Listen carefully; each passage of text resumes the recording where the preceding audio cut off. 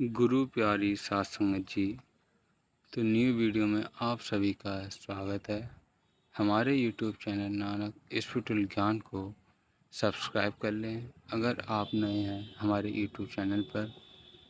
तो आइए हम बिना देरी के हुए वीडियो को शुरू करते हैं।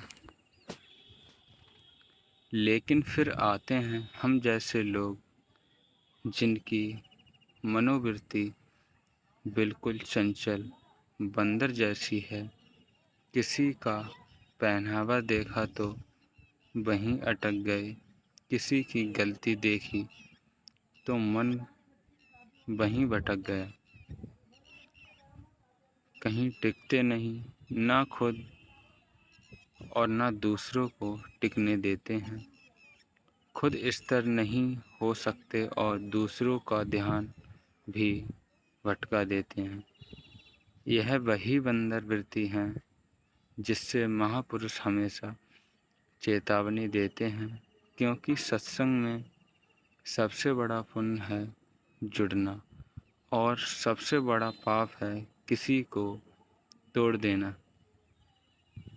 किसी का ध्यान भंग कर देना।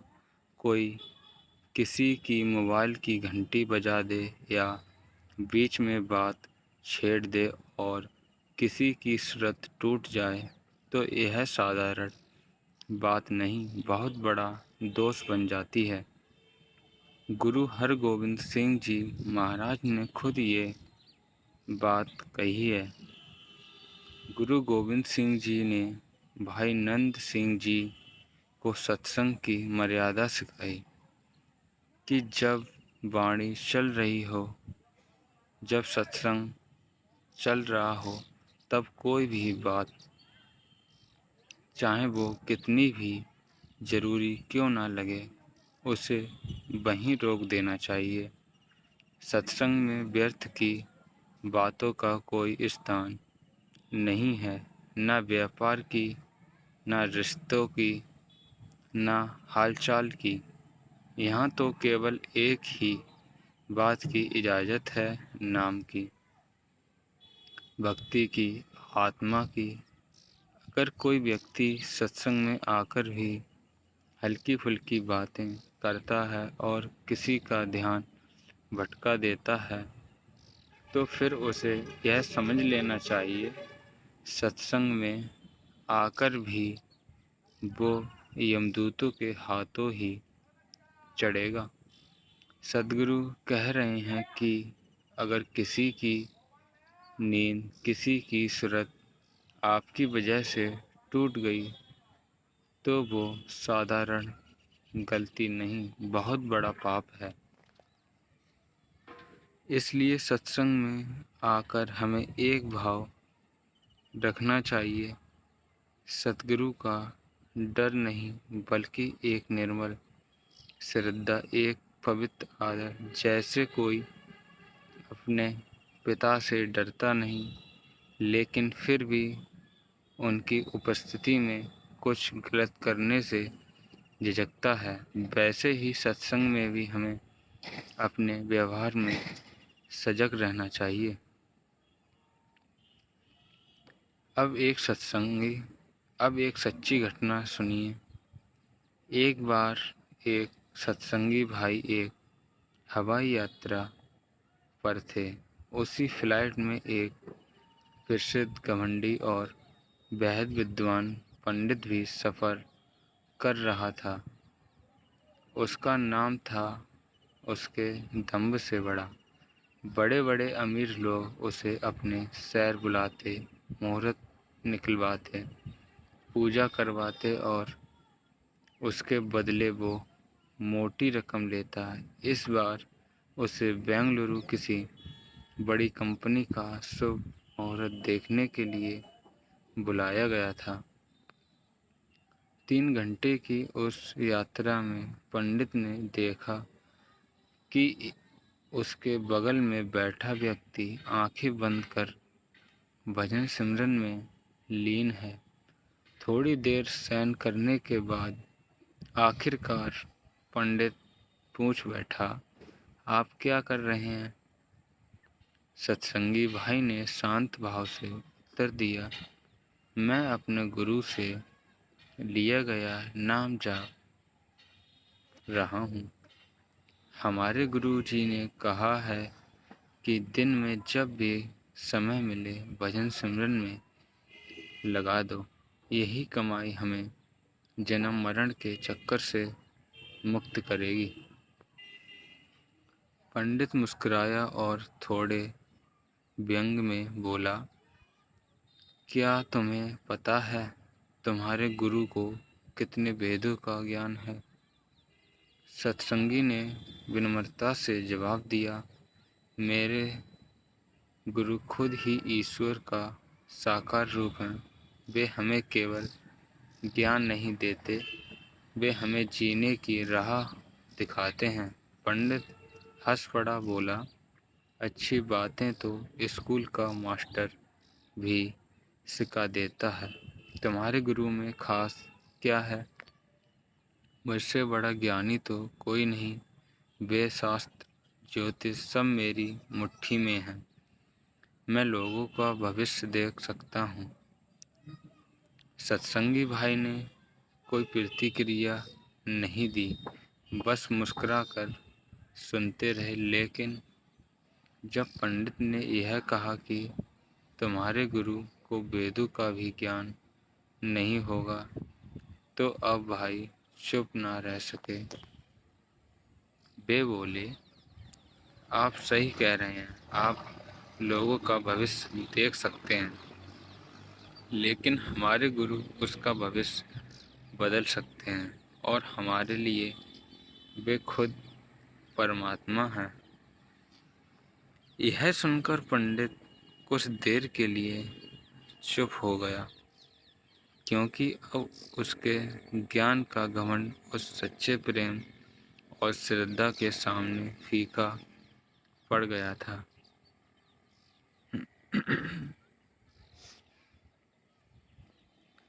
जब पंडित ने सत्संगी की बातों को सुना तो उसकी हंसी और तेज हो गई।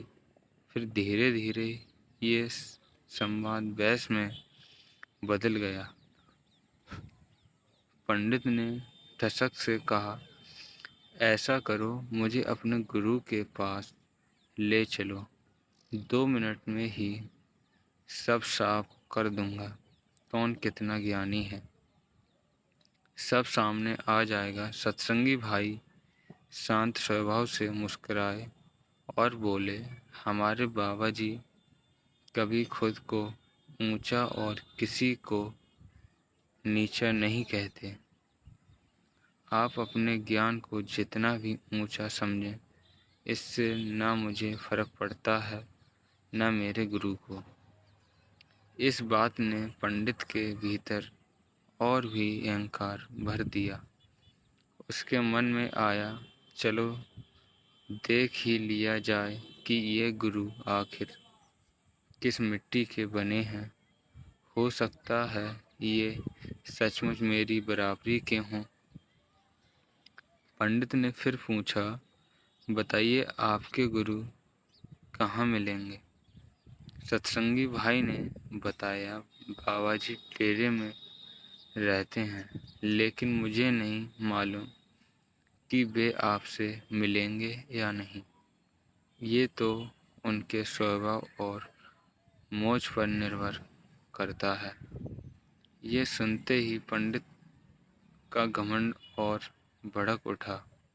उसने कहा, मुझसे मिलने के लिए लोग सालों इंतज़ार करते हैं और मोटी फीस देने को तैयार रहते हैं, और यहाँ आपके गुरु से मिलने को लेकर आप कह रहे हैं कि शायद मिले ही नहीं। जिनके बारे में मैंने कभी सुना भी नहीं, वो मुझसे नहीं मिलेंगे। सत्संगी भाई ने फिर कोई उत्तर देना जरूरी नहीं समझा। कुछ ही देर में वे दोनों अपनी मंजिल पर पहुंचे और हवाई जहाज से उतर गए। लेकिन अब पंडित के मन में यह बात घर कर चुकी थी, वो अपने काम निपटाने के बाद बाबा जी से हर हाल में मिलेंगे। बेंगलुरु में अपना कार्यक्रम पूरा करने के बाद पंडित ने अपने ऑफिस के मैनेजर को फ़ोन किया और कहा कि बाबा जी से उसकी मुलाकात तय करवाई जाए। मैनेजर ने डेरे में फ़ोन किया और पंडित जी का नाम बताया। डेरा व्यास की ओर से जवाब आया, बाबा जी फ़िलहाल अगले 3 महीने तक किसी से नहीं मिल पाएंगे। ये सुनकर पंडित का गुस्सा 7वें आसमान पर पहुंचा। सोचने लगा, ऐसा कौन है जो मुझसे मिलने को समय नहीं निकाल सकता। गैर उसने 3 महीने की प्रतीक्षा की और जिस दिन उसकी बाबा जी से मुलाकात तय हुई थी, उस दिन वह अपने कुछ साथियों के साथ डेरा पहुंचा। जैसे ही वह डेरा परिसर में दाखिल हुआ तो वहाँ की संगत का अनुशासन, शांति और समर्पण देख उसका मन भीतर ही भीतर प्रभावित होने लगा। लेकिन उसे अकेले ही बाबा जी के पास भेजा गया। उसके साथ आए लोगों को बाहर ही रोक दिया गया। जैसे ही पंडित बाबा जी के सामने पहुंचा, कुछ पल के लिए वह बोल ही नहीं पाया। बाबा जी ने 2-3 बार पूछा, आपको क्या काम है? लेकिन पंडित की समझ में नहीं आ रहा था कि क्या बोलें। फिर धीरे से उसने कहा, मैं बेंगलुरु जा रहा था। रास्ते में आपकी संगत से किसी भाई से मिला। उसने आपकी इतनी तारीफ की कि मन हुआ खुद आपसे मिलने आऊं। मैं इस देश का जाना माना पंडित हूँ। वेदों का गहरा ज्ञान है मुझे, लेकिन आपको देखकर लगता है आप भी कोई साधारण व्यक्ति नहीं हैं। बाबा जी मुस्कुराए और बहुत विनम्रता से बोले, मैं तो कुछ भी नहीं हूँ, सिर्फ इस डेरे का एक सेवादार हूँ। रोज कुछ नया सीखने की कोशिश करता हूँ। आप ज्ञानी हैं, आपको सब कुछ आता है। मैं तो बस अपनी संगत को एक बात सिखाता हूँ, अगर भजन सिमरन नहीं किया, मालिक को याद नहीं किया, तो जन्म मरण का चक्कर नहीं टूटेगा। इससे अधिक मुझे कुछ भी नहीं आता। बाबा जी की ये विनम्रता सुनकर पंडित भीतर तक हिल गया। सोचने लगा, इतना बड़ा डेरा, लाखों की संगत, और फिर भी ये व्यक्ति खुद को सिर्फ एक सेवक कहता है। धीरे धीरे पंडित का घमंड पिघलने लगा। उसकी आंखों में गहराई आने लगी और मुंह से अचानक निकला, क्या आप मुझे भी नाम की कमाई करना सिखा सकते हैं? बाबा जी ने शांत भाव से कहा, आपसे मैं क्या सिखा सकता हूँ? आपको तो वेदशास्त्र सबका ज्ञान है। आप तो स्वयं महान ज्ञानी हैं। पंडित ने सिर झुकाकर कहा, ज्ञान तो है, लेकिन मैं अब तक यह नहीं जान पाया कि इन 84 लाख योनियों जेल खानों से कैसे छूटें। ग्रंथ पढ़ लिए, वेद कंठस्थ कर लिए, लेकिन जन्म और मृत्यु से मुक्ति का रास्ता आज तक कोई नहीं समझा सका। हर ज्ञानी बस अपने को ऊंचा दिखाने में लगा रहा। पर आप तो सबके बीच रहकर भी इतने विनम्र हैं। आज तक किसी ऐसी आत्मा से मुलाकात नहीं हुई थी जो ज्ञान में भी संपूर्ण की मिसाल हो। संगत जी, उस छोटी सी मुलाकात ने पंडित की सारी सोच बदल दी। वह अब बाबा जी का मुरीद बन चुका था। वह बोला, मैं यहाँ से तभी जाऊँगा जब आप मुझे इस बंधन से छूटने का मार्ग सिखा देंगे। बाबा जी मुस्कुराए और बोले, मैं तुम्हें नामदान दे दूँगा, लेकिन उससे पहले एक चीज़ करनी होगी। तुम्हें अपने सारे ज्ञान को जितना भी है एक कागज़ पर लिखकर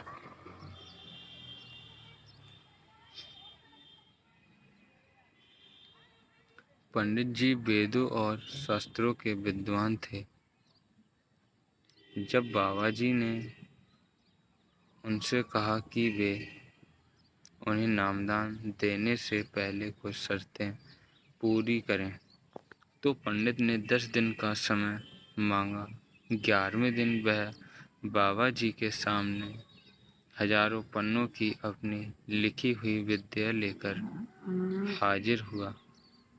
बाबा जी ने पन्ने देखे और मुस्कुराकर बोले, इतनी बातों को पढ़ने में तो कई साल लग जाएंगे। मैं ये नहीं कह रहा था कि तुम पूरी किताबें ले आओ, केवल इन सब का सार ले आओ, एक निचोड़ जो वास्तव में अर्थ रखता है। पंडित कुछ सोचते हुए चला गया और 2 दिन बाद फिर लौटा।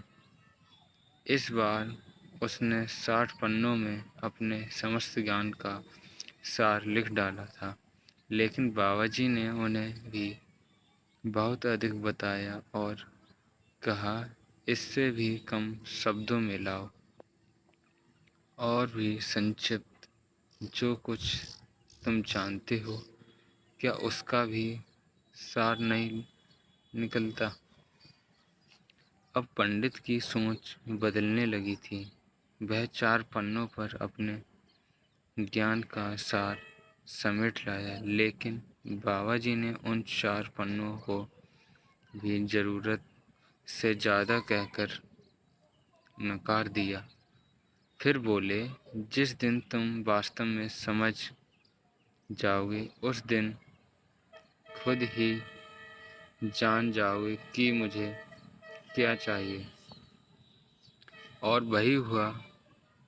कुछ समय बाद पंडित फिर आया, लेकिन इस बार उसके हाथ में एक खाली कागज था। बाबा जी ने जैसे ही वो कोरा पन्ना देखा, एक संतोष भरी मुस्कान उनके चेहरे पर फैल गई। उन्होंने कहा, अब तुम नामदान पाने योग्य हो चुके हो। संगत जी, उस दिन तक पंडित खुद को ज्ञानी मानता रहा। उसे लगता था कि जो पहले से ही भरा हुआ है उसे गुरु की क्या आवश्यकता। लेकिन अब उसे सच्चा बोध हो गया था कि जिस ज्ञान के पीछे वह बरसों से भाग रहा था, वह उसे कभी उस सचखंड की ओर नहीं ले जा सका जिसकी उसे सच्ची तलाश थी। वो खाली पन्ना केवल एक कागज नहीं था, वह पंडित का समर्पण था। उसका घमंड छोड़ देना था, खुद को भीतर से शून्य कर देना था, ताकि गुरु की बख्शिश उस पर बरस सके। तो साथ संगत जी, आज की आपने यह घटना सुनी, कैसी लगी? अच्छी लगी हो तो हमारे चैनल को सब्सक्राइब कर लें ऐसी हुई वीडियो देखने के लिए।